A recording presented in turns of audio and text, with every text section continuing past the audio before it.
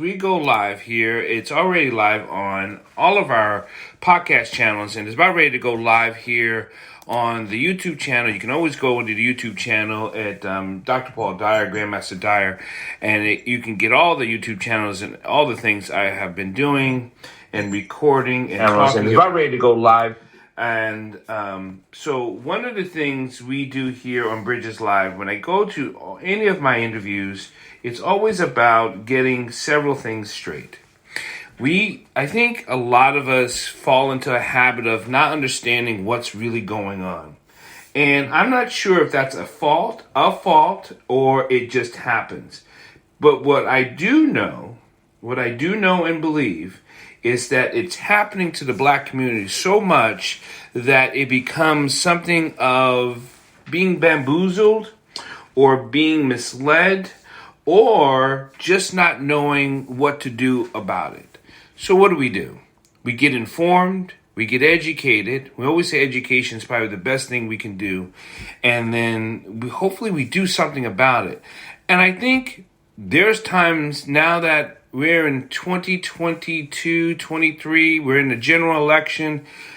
We got some things that we're informed about, and we're still not doing a damn thing about it.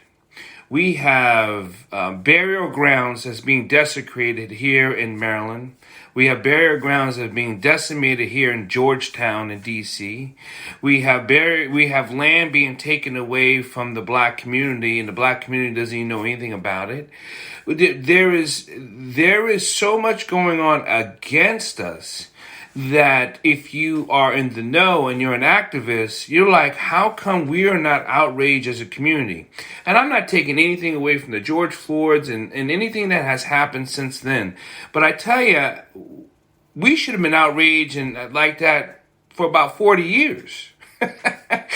and I don't know why it took someone to see visually getting their knee on someone's neck when they've had our foot on our necks for 55 years. And Brother Vaughn, I know we're going to talk about some heavy stuff. And we need to talk about it because, again, people are just not aware of what's really going on when it comes to, I'm going to layer it, it says black people. I'm going to layer it says our people. But I'm also going to layer it says it's a human rights issue. It's a disgrace when people can desecrate a black cemetery of remains of our historical people and no one else cares about it. It's a shame that black boys, black girls can't do whether it be be involved in a community, be involved in a sport, be involved without being segregated. That's an issue. Brother Vaughn, I'm going to have you introduce yourself, but what do you think about what I just said? Oh, my goodness, man. It is so true. And just like the background that you have there, the information, not only that has come from over 100 years ago, but what's right in front of us right now, what's being conducted right now, from the taking of our rights, the affirmative action being taken away, which is never truly affirmative anyway. But it's in your face. And I think one of the biggest problems about addressing it is that you have the people that look like you and I that would say there's nothing wrong with it. They want to look in the other direction. And they teach people, hey, just ignore it. Hey, if you make too many waves, you're going to suffer. You won't have your good government job if you say anything. So just be quiet about your brother or your sister being wrongfully terminated. And we know that type of trauma and how that impacts the community. And that's just one aspect.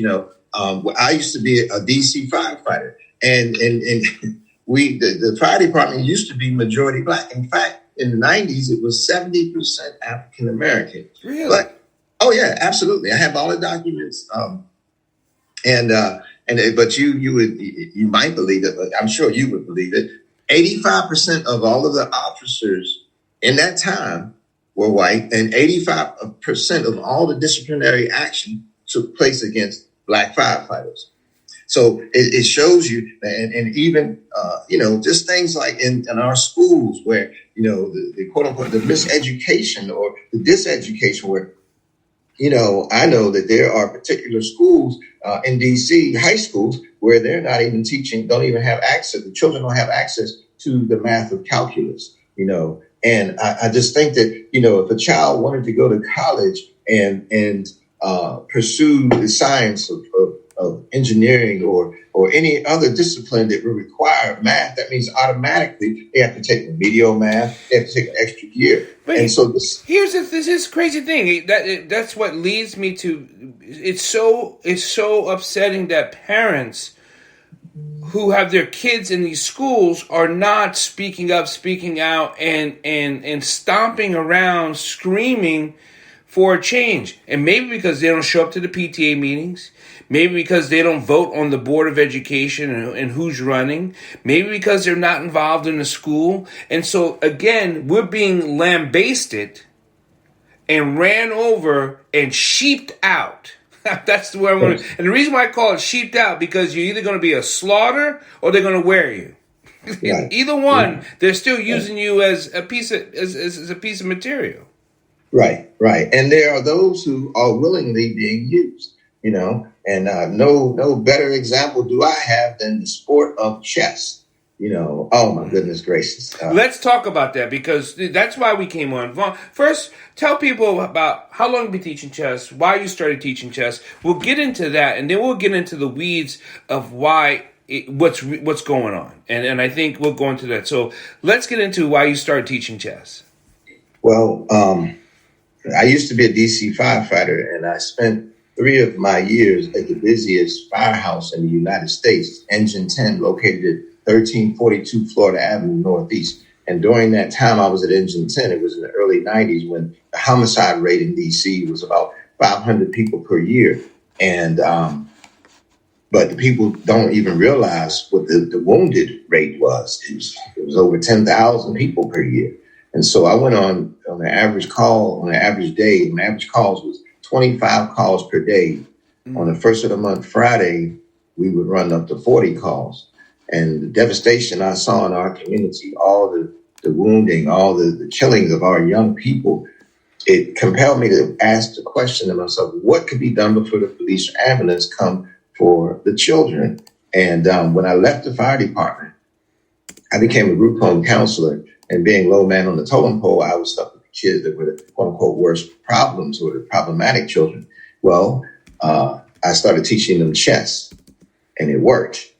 And I got through to these children and found that these children had genius. Then I became a psychiatric technician, and I used chess on most of the mental wards in the metro area. Wow. And the company, and it worked. And the company I was working for, they started sending me further and further out into Virginia, dealing with other children. And at one point, I said 2 things. One, I'll never forget, I was at Children's Hospital.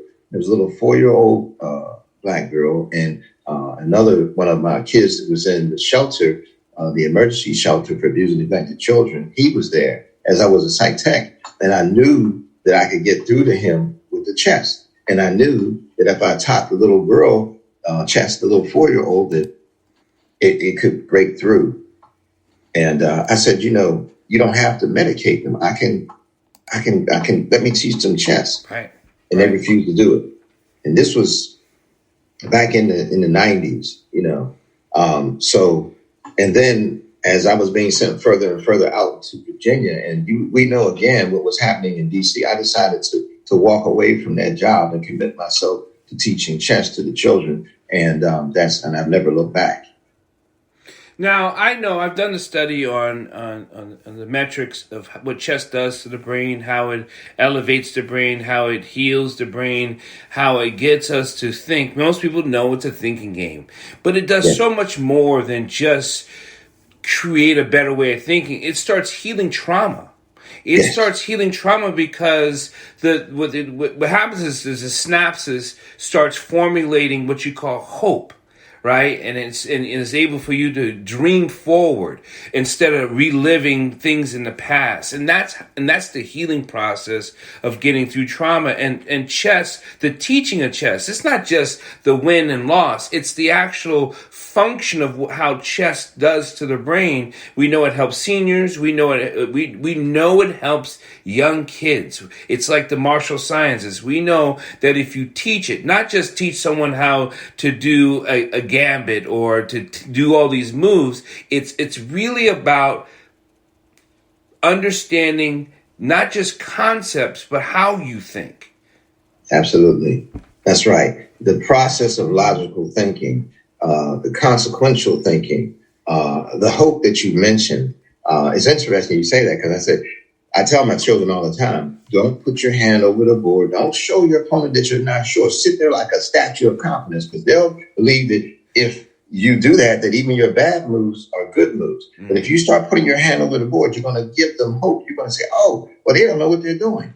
But that whole process, when you mentioned the trauma, I volunteered at the Walter Reed Center and working with wounded warriors when it was in D.C. And it was a beautiful thing that we had these soldiers, some of them that had been in infantry for 20 years, and they began playing. And I started taking some of my high school kids up there, and the high school kids partnered with these men, these soldiers, and they actually went out together and played in tournaments around the country. And it was, I saw one of these guys, Sam Perez. He was a captain in infantry for 20 years. So I don't know if he was a captain for 20 years, but he was in infantry for 20 years. And this guy went from a B-rated player to an expert. Wow. Yeah. But the thing is that I've seen the children that they say won't sit still, won't listen, ADHD, all that, become champions. And we've taken them to national championships, and they've been able to sit for a tournament that might last for 3 hours. And at these national championships in 38 days that are going to be in DC, each game could last for 3 hours, and the children are going to play 7 games over 3 days. Now, I don't want to talk about I want to get into what's really going on, but we know there's been movies out there that chess has played a part in. I'm trying to remember a movie. Is that with Terrence Howard?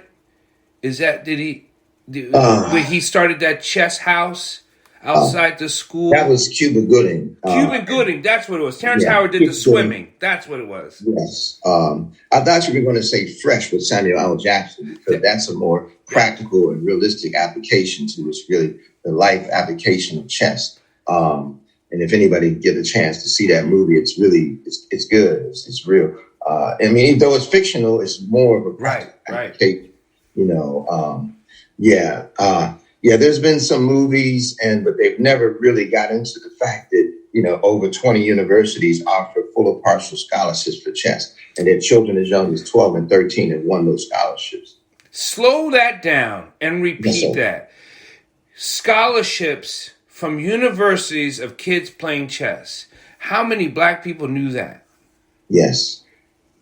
Almost every single year since 1995, a 12 or 13-year-old child has won a full scholarship to the University of Maryland at Baltimore County just by winning 3.5 or 4 games of chess at one tournament. And they play 4 games, 2 games Saturday, 2 games Sunday. And then they get a full scholarship, and it waits for them until they finish high school. That's incredible. If we just knew that parents... We know that so many parents don't know that. And we try to tell parents about this, and we still get a pushback saying no. Why the pushback? I mean, you've been doing this for a while, and we've been doing this but why the pushback you think is going on? Well, blacks, actually, this is one of the last frontiers sports, considering blacks really weren't allowed to play in chess tournaments until the 60s. And almost immediately, 3 brothers became masters of chess. And all 3 of them were from the DC metro area. But consider that when you talk about the NBA, the NFL, the Major League Baseball level of chess, that is the equivalent of chess grandmaster. Mm-hmm. And even children as young as 12 have become grandmasters in the U.S., but not one black child. But they let they let Maurice Ashley become the first black grandmaster in the world in 1999 because they needed to give this facade of diversity in chess because chess was in the Olympics in the year 2000. And they really recruited him vociferously because he actually initially in 92 was taking an action that would have created almost a separate black chess league with the best black players. So they went and got him, pulled him in, and now he's the skinny grinning black face of chess around the world, and he's become a multimillionaire. So he won't say anything about the fact that his impetus, his drive, his push towards doing this was the autobiography of Malcolm X and how he could connect the two together. And actually, I can show you a letter that he wrote even saying that. Let's talk about the segregation in chess. Yes. Let's talk about it because you mentioned it, but let's get into people are intentionally keeping blacks out. So let's talk about the segregation in chess. And the thing is that at this point is actually being perpetuated and pushed forward by these what Malcolm called house Negroes, or I often call Sambos, because they know that they are espousing and promoting the white supremacist ideology of their, I like to call them their white masters. And, there are several instances that I could bring about, but just let me give you the numbers. They let Maurice Ashley in 1999. He was the first black grandmaster in the entire world. All right. Though they had been grandmasters since the early 1900s, Maurice Ashley, when they let him in, and I'll tell you why I say let him in, we have to delve into that because that's part of the business of chess. Right. So they let him in. He was the first black grandmaster in the whole world. And today, there are 11 black grandmasters in Africa. And in the U.S., Maurice Ashley is still the only black grandmaster. Yeah. In Africa, there are women who are masters, international masters, and grandmasters. In the U.S., not one black woman has ever attained the title of master. And it's not because black people can't play chess. That's not it.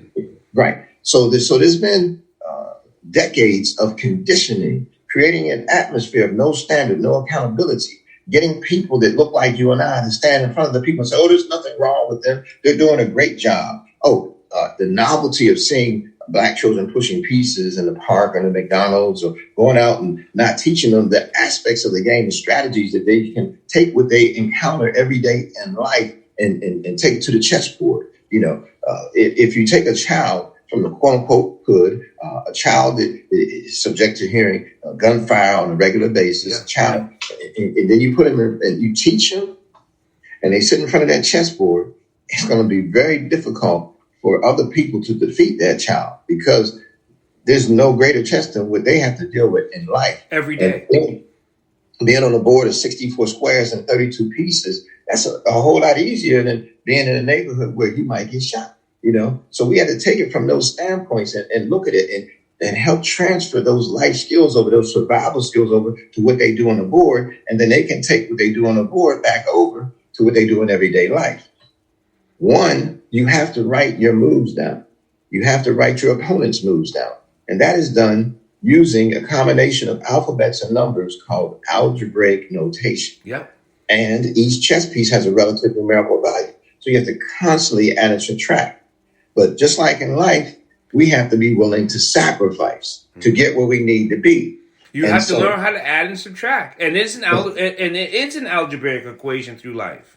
Yes, that's right. That's right. So, but the numbers speak for themselves. But I want to tell you a little bit about how they have maintained control over this.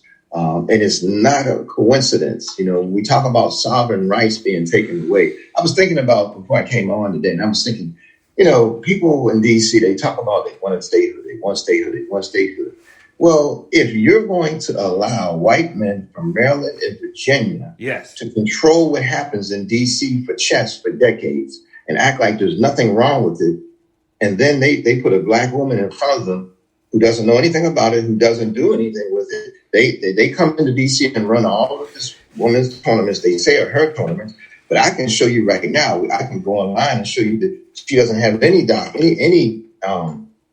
tournaments under her belt. So But it's not. she's a Sambo. She's one of Yeah. those people that are selling black people for the benefit of herself, or Yeah. is she benefiting kids at all? So it's for herself and her white masters. But it's not just her. There is a puppet president of the DC Chess League. The DC Chess League is a 80-year-old, mostly white organization made up of white men and some Sambos that have controlled chess for decades in DC. So the way it goes, the sole sanctioning body of chess in the United States is the U.S. Chess Federation, right? And the U.S. Chess Federation has been around since 1939. But like I said, blacks weren't even allowed to start playing in tournaments until the 60s, right? So, and then, so let me go back to why Maurice Ashley, I say they let him in. Because these 10-person tournaments that you play for 10 days, and if you win 6 games out of 9, then you get your type, your norm. So they have the International Master Norm tournaments, and they have the Grandmaster Norm tournaments. But I should preface that by saying that more than 600 million people play chess in the world, and there's probably about 4,000 to 4,500 grandmasters in the whole world, and probably about 6,000 international masters in the world. And so there are particular tournaments that they're called IM norm tournaments. And they're like obtaining a stripe in martial arts. Right. So if you get 6 points at one IM norm tournament, you get a norm towards becoming an international master.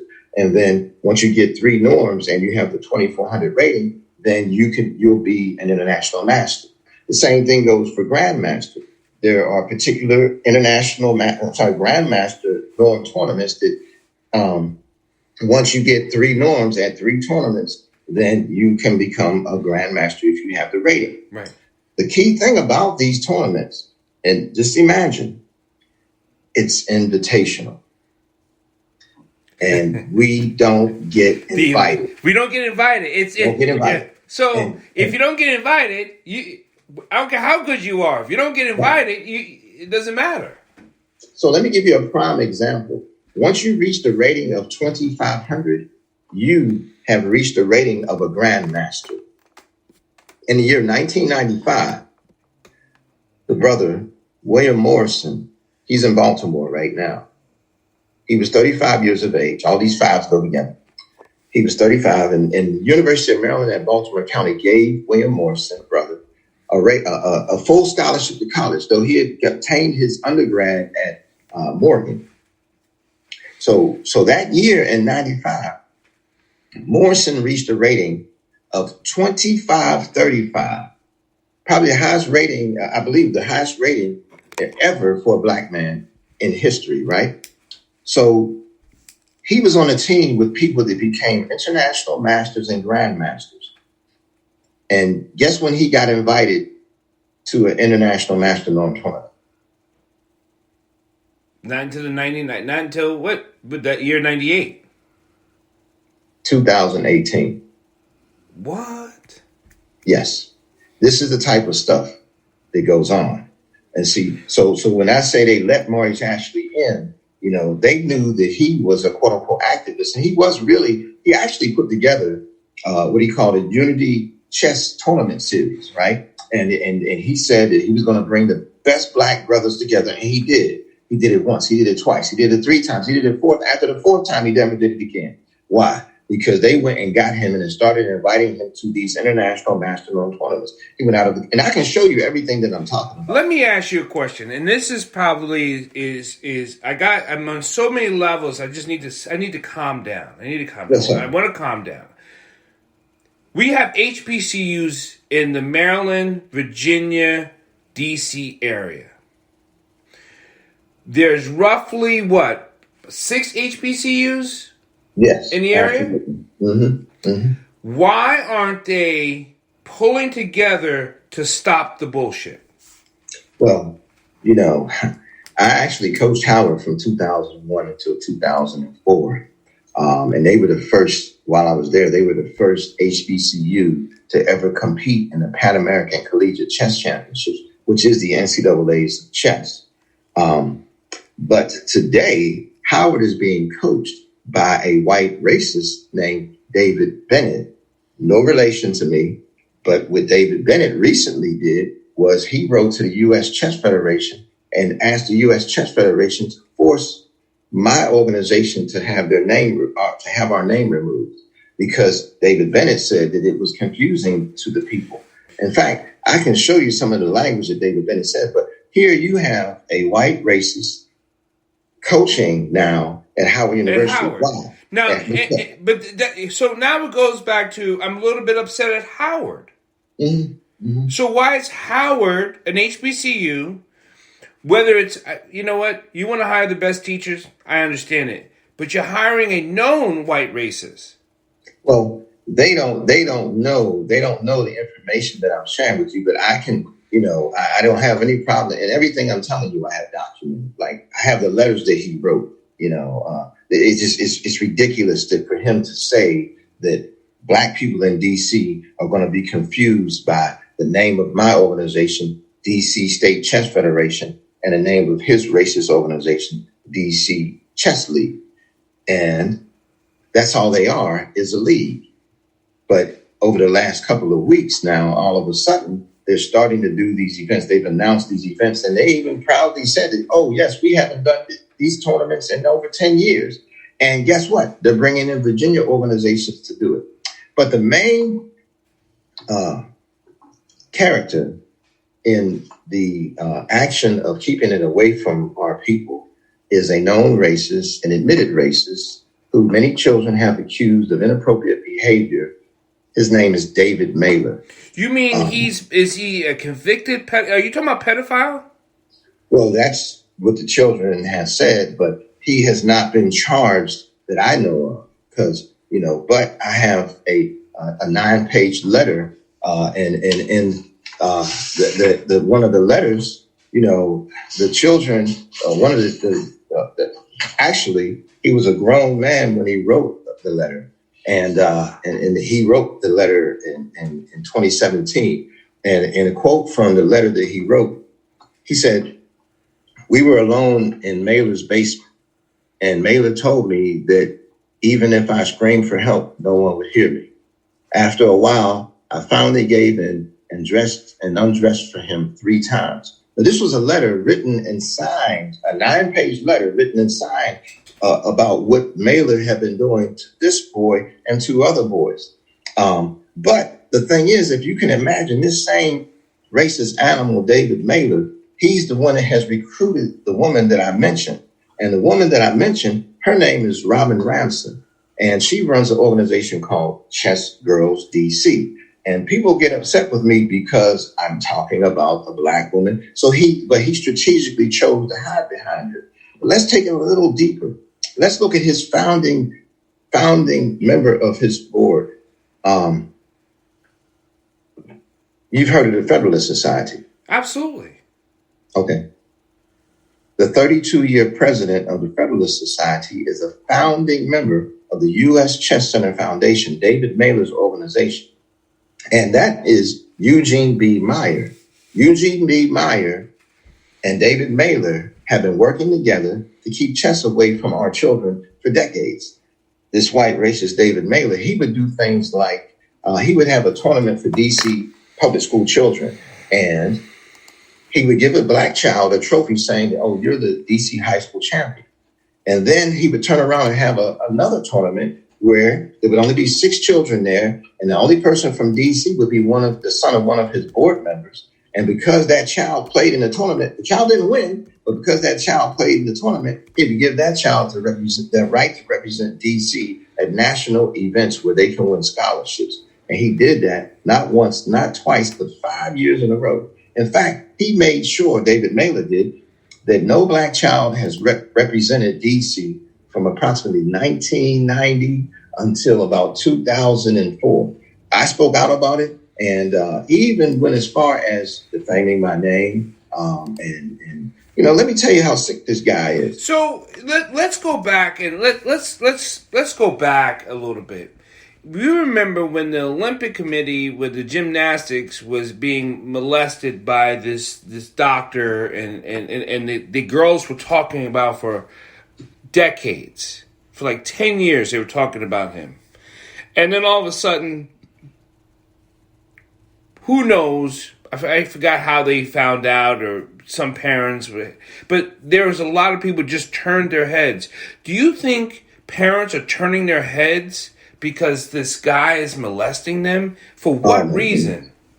You know, so for decades he's been in place, and he's recruited people from within the DC school administration. Like currently, he has on his board another Sambo, and I called him a Sambo to his face. Dr. Leonard Haynes, who was an appointee under the Bush administration, and when I found out about what Mailer was doing in '99, I went to the DC public schools, and I had a meeting with Dr. Leonard Haynes, who was a big administrator there, and a couple of other doctors. And Mailer sat in the room, and I told him what Mailer had been doing as far as conducting a tournament and having one tournament giving a black child a trophy saying you're the high school championship, and then having another tournament where nobody even knew about it, and then sending off a child because. See, what people don't know is that there's a tournament called the Denker Tournament of High School Champions, and each state sends their high school champion to this tournament. And there's a $20,000 prize fund, and if you win all your games, you get a full scholarship to college. And in year 2000, 5 children won full scholarships. You know, but you have a man and David Mailer, who, when my attorney Donald Temple, he asked him on December 22nd, 2004, he said, Mr. Mailer, you've been teaching chess to children in DC for 13 years. And he said, do you know of any black children who are good chess players in DC? And Mailer said with a smile on his face, no, there are no good black chess players in DC. And now, mind you, this is a man who on his website said that he was going to teach chess to especially inner city children. But the way he does it, he connects himself with, like right now on his board of directors. And I can show you part of what I'm talking about right now, if you allow me to. Yeah. Let me. Okay. As people listen to this on the podcast and the live, you can always go to the. You can go to the YouTube channel and allow and watch the video part of this show. Let me give you the participant so you can share. Yes. Can you see it? Hold on. I gotta bring it up. Okay. Make allow. You would think I know. Let me see if I could just make you. It says I'm screen sharing right now. Are you screen sharing? Let me see. Yes, you are screen sharing. Perfect. Go ahead. So this is the organization that's been incorporated since 1992, right? And I did tell you that Eugene B. Meyer is one of the founding directors of this organization. And Eugene B. Meyer is the 32-year president of the Federalist Society. And, you know, the Federalist Society, they basically control the judiciary in the United States at this point. Well, actually, Brett Kavanaugh, we know, was a Federalist. Yes, right. And 6 of the 9 Supreme Court justices, probably all of them are members of the Federalist Society. But this is this guy's son. And now look where he's located. In Silver Spring, right? Right. Okay. So, Mission, Jamie Raskin, the world champion guy. And this is the white racist that the children have accused of pedophilia, David Mailer, right? That's him. You know, Jamie Raskin, you know, we've been trying to get him to help us stop the desecration of a cemetery here in Montgomery County, and he has not responded. So I've had some issues with Jamie Raskin. He is, Montgomery County is his constituents, and the Bethesda cemetery. He has not done anything. So there's a lot of issues with Jamie Raskin at this time. Well, see, so look, he was able to get a resolution that was when there was what's his guy's name, from the DC Council saying that they recognize his work, even though they don't want to address it. And I testified in front of them. So this is his cast. You see Eugene B. Meyer right there? That's the president of the Federalist Society. That's the president of the Federalist Society that controls all of Trump's 226 judges came from this guy right here. He's Federalist Society. And this is one of the sound bowls on Mailer's board of directors. He's a senior that lives in Virginia, right? And I don't know this guy, but and this is the former council member, Tommy Wells, who initiated the resolution. And this is Mark Rottenberg, who is a 30-year adjunct professor at Georgetown University, and he's chairman of Mailer's board of directors. And Rottenberg has an artificial intelligence advocacy organization, international advocacy, Rottenberg. You've heard those names before. But I want to scroll down and show you, because I know that we could. So look, this is Mailer with him and his child, right? His daughter and his son many years ago. But imagine that this man arranged for when this girl was 4 and his son was 8 months old, he arranged for them to defeat the number 27th ranked player in the world and filed that victory or defeat of the Grandmaster Vladimir Epishin on the books of the U.S. Chess Center, and it stayed there for until 2009. And so this is the kind of stuff that he does, So this is his board. These are the people. See, Robert Tichy, a nationally certified advanced chess coach, right? He's been there since 2010, and for 3 years serves as the executive director, right? So now, Robert Tichy. So the board of directors, Congressman Jamie Raskin, honorary co-chair. Vicki Bullock, teacher, DC Public Schools. Look at this. Christopher O'Donnell, chief executive officer, DC Housing Finance Agency. Now, the question is, why is the current director of a DC housing agency, a DC agency, sitting on this man's board that's in Silver Spring? And remember, I mentioned Dr. Leonard Sambo Haynes, so what Mailer does, he dabbles the opportunity for the blacks to become members of the Metro, what is it called? Cosmos Club. It's called the Cosmos Club. And the Cosmos Club, they sold the Lafayette Park to the United States government in 1940. But look at this. You see whose logo this is? So they raise money using this logo. But let me cut to the chase. This is a budget that was funded, and look, $3,000 per class, right?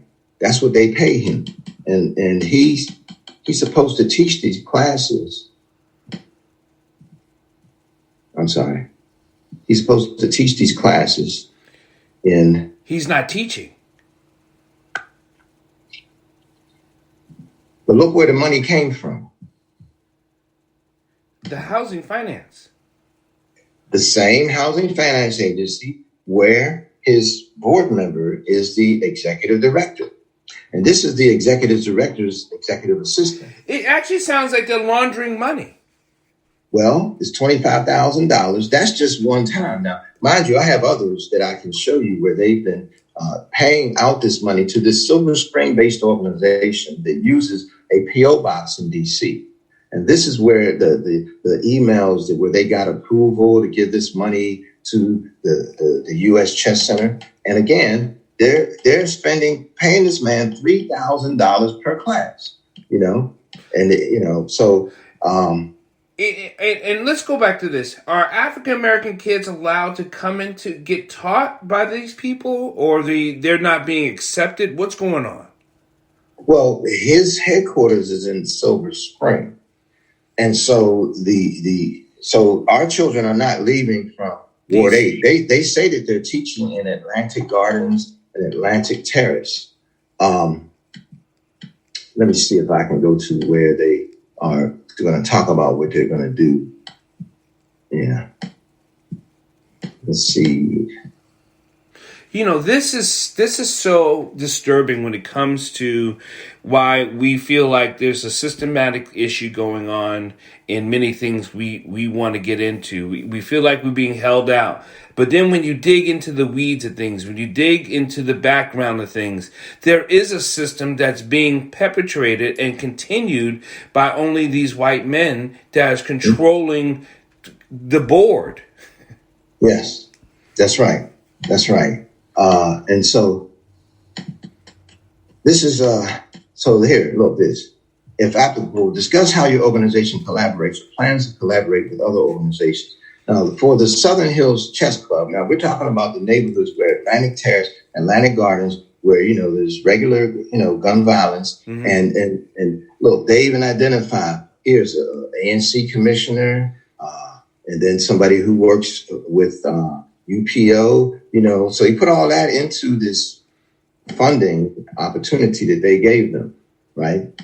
And let's see, I'm trying to see where, but basically that's just a little bit. I have much more, but I've never heard of a chess class where somebody gets $3,000 per class. How much do you charge for your classes?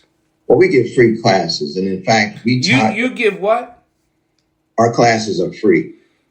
We have free classes at the Woodridge Library every Wednesday from 5:30 until 7:30. We have free classes at Potomac Gardens every Thursday, and then we have free classes. We taught free classes in Atlantic Terrace, Atlantic Gardens, the Well, Petey Green Center in Southeast.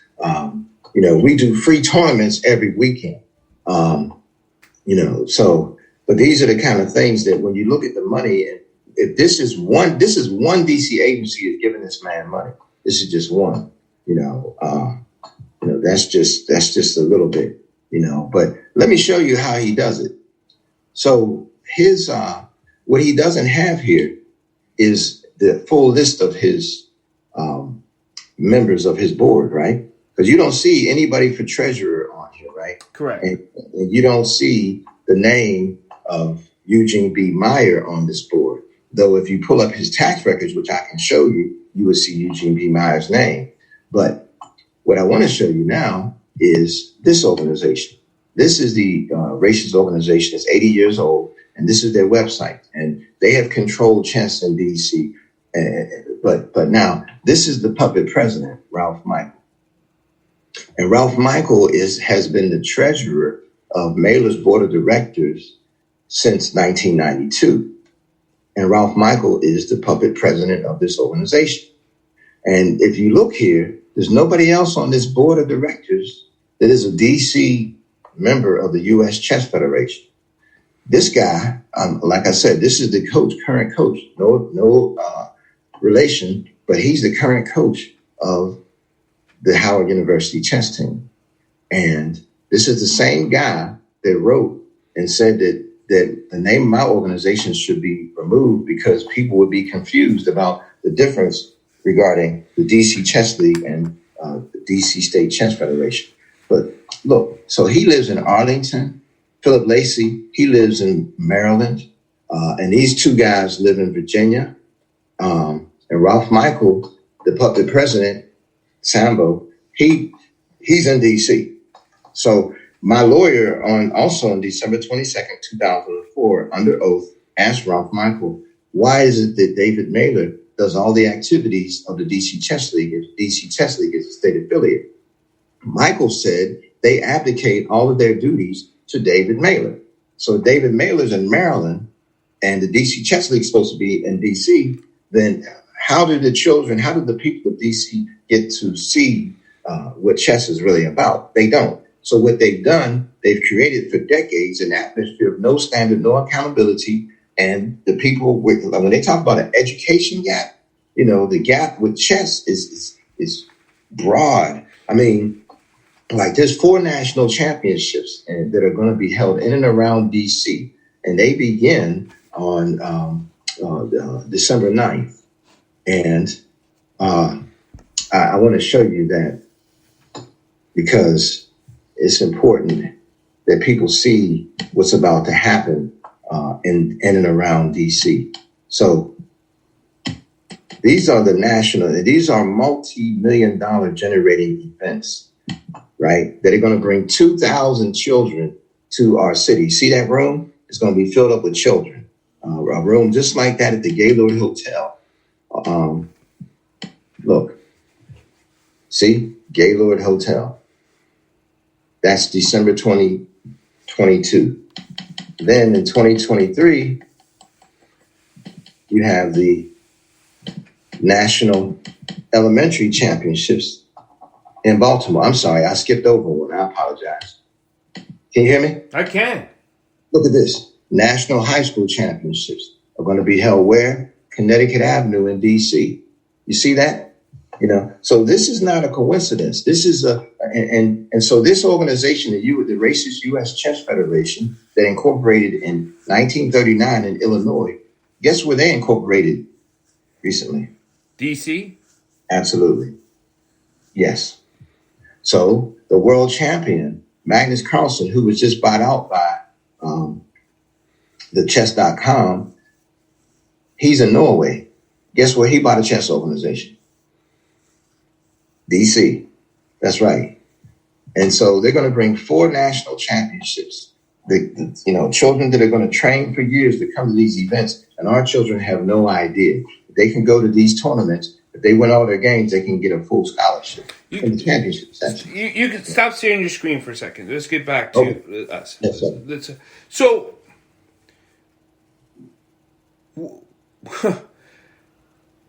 let's break this down. You have an organization that is keeping us out systematically. Yes. You have an organization that is creating funds from all over the place, from nefarious issues, from people that are exchanging money, exchanging hands over the behests of chess. And yet, we are still being kept out because of not being invited. As simple as that. Just things are not being invited. Yeah. So the kicker is this. It's only 25 cents to rate a chess game. So that most on a Saturday, a child plays his 5 games. John Rockefeller is charging now $45 in advance, $90 at the door. John Rockefeller V is the Scholastic Director of Chess in Maryland. And he has been the Scholastic Director in Maryland since 2009. And where they're bringing this national championship in 38 days from today in PG County, they have never given a chess tournament in PG County. So the children in PG County won't really adequately be able to play because they don't play in tournaments. Right. They see people playing in McDonald's. It's like never going to a martial arts tournament, and yet, they're bringing the biggest one in the country to your hometown. We're just going to be left out. But we can change that narrative. That's why I'm going to say, how do we do this? So what we've been doing, we've been giving free tournaments every weekend. And that's what we need to keep doing, giving free tournaments, signing our children up for the U.S. Chess Federation, though I truly feel that we should have a separate organization, like we used to have the Negro Leagues in baseball. Yeah. Because the U.S. Chess Federation has shown itself to be racist. Now, they put a couple of blacks in place so they can get the facade that they're about diversity. But, let's go back to the money. In chess, you have tournament directors, like referees in baseball. I'll make that analogy. And so a little league referee is the equivalent of a club level referee or tournament director in chess. And to become a club level tournament director, where you can run a tournament for 60 people, you don't have to have any experience and you could be any age, right? And that means you can generate income just by running chess tournaments. And so you got the Little League, which is club level, and then you go all the way up to international arbiter, which is like a World Series referee. Well, in Africa, men have been international arbiters for decades of chess. These are the highest level referee you can reach. And in Africa, there are at least 2 women who are international arbiters. In the U.S., they didn't let the first black in to become an international arbiter until 2014. And he worked for them and still works for them on their board of directors. If you go to their page, the U.S. Chess Federation page, you'll see one black face on there. And that's the Sambo that's been working for them for over 30 years. So it's a last frontier of sports. But just think, if our children get this sport, they will be less likely to have the children lose their freedom, lose their health, or lose their lives. And they know that. So they have to keep this up. They have to keep it away from us. They have to give the facade that, oh, everybody's included, it's really, you can see how the organizations in Virginia and in Maryland, and then the Sambos in D.C. all work together to make sure that it looks like it's one big happy family. But it isn't. It's not. It's not. But nobody knows this is going on, though. Because there should be outrage if you see a director of a D.C. agency sitting on the board of an organization that's in Maryland and giving money, thousands and thousands of dollars to that organization. They've taken 3 Black D.C. council members to jail for less than that. So let's talk about what we've been trying to do here with UDC, University of District Columbia, and the program we've been trying to get off the ground. We need some help. We need a push. Let's talk about that. Well, we're going to be blazing a trail where there's never been a path, and the fact that your capabilities of being able to monitor, to be able to research and analyze the impact of chess on the human brain. That's work. That's research that's never been done in DC before. It has always been my hope for over 20 years that it would be engaged to be able to show scientifically how chess takes that child that they say is bipolar or ADHD and makes them into champions. I don't have those, capabilities to be able to do that. And so we have this. And then you mentioned something very, very, very important that I didn't even talk about. That is the impact on chess of delaying the impact of dementia on the mind. We didn't even talk about that because that's a whole nother arena that needs to be pursued, because through chess, proper instruction, proper teaching of chess. That's the key. Proper instruction. It's not just teaching people how to move pieces. Right. So there's a difference. Right. Yes, absolutely. But, so with UDC, the idea is that we're going to be able to sign our children up and the seniors up free. We'll be able to have free tournaments, free lessons, and it'll change things overnight. This is a nightmare that they don't want to see, but we're going to make sure that they dream that it's going to be a reality, not a dream to them, and our children will be able to take their place like they have with every other sport that people of color have had access to. If people want to support and give money and cheer you on, where can they reach you? How can they reach you? Well, we do have Instagram page, but we have an address is 914 K Street Northeast. And if they wanted to send a donation, we are a 501c3 organization, and they could send a donation there and make it out to DC State Chess Federation. And if they want to make contact with me, my email address is my first name, Vaughn _Bennett @yahoo.com. And I want to spell Vaughn, for those of people listening to the podcast, is VAUGHN Bennett _Bennett BENNETT. I'll say that again, VAUGHN _Bennett BENNETT. @yahoo.com. Yes, sir. That's right.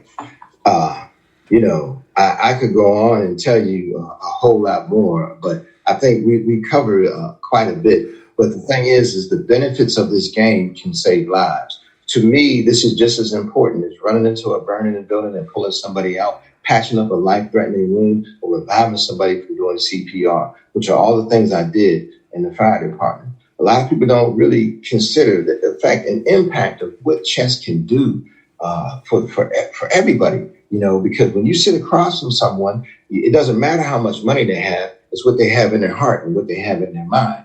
And you build a bridge with that person, regardless of whether you never see them again. There's a social bridge built. Why? Because you have to respect yourself, you have to respect your opponent, and you have to respect the rules. And so this is a tool that is one of the best educational tools that I could ever imagine. And I'm so thankful that I've been blessed to be able to pursue this. And I'm thankful that, I've been moved in the direction of us uniting and working together. Yeah.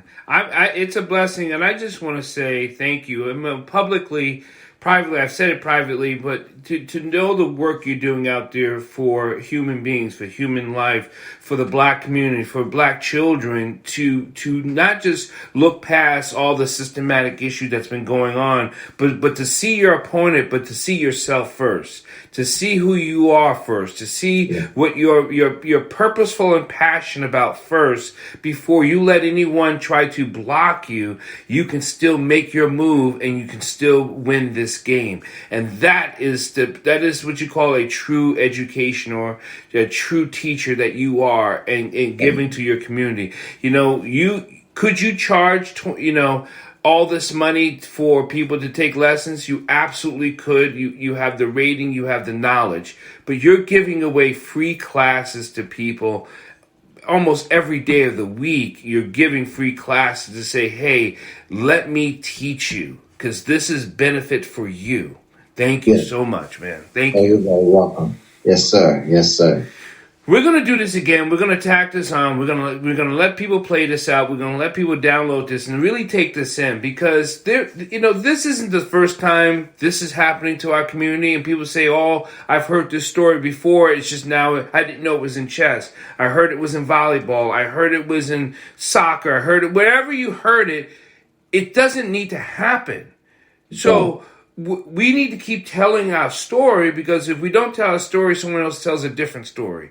So that's the one thing we have to learn to do, is tell our story. And thank you for telling our story. Thank you. Thank you for blessing me to have this time, sir. I really appreciate it. I want to thank everyone for listening to Bridges Live. I'm Dr. Paul Dyer, and this is Mr. Vaughn Bennett. And he is we talked about chess in America, chess in D.C., but I want you to research chess in your own home. I don't care where you are. I don't care if you in some place in a different state, New York, Jersey, Washington State. Understand what you're up against. If you have any questions, contact us, and we'll let you know, because this man's got the know-how, the intake, and understanding of what's going on, and have you ask the right questions to those coaches. Those coaches should not be charging you this much money to teach your child chess. So I want to say thank you, everyone, for listening, and we'll be back again sooner than later. Be kind, be compassionate, and be purposeful, and be intentional. And I hope be out there with information, understanding, and hopefully it turns into an action. God bless and be kind.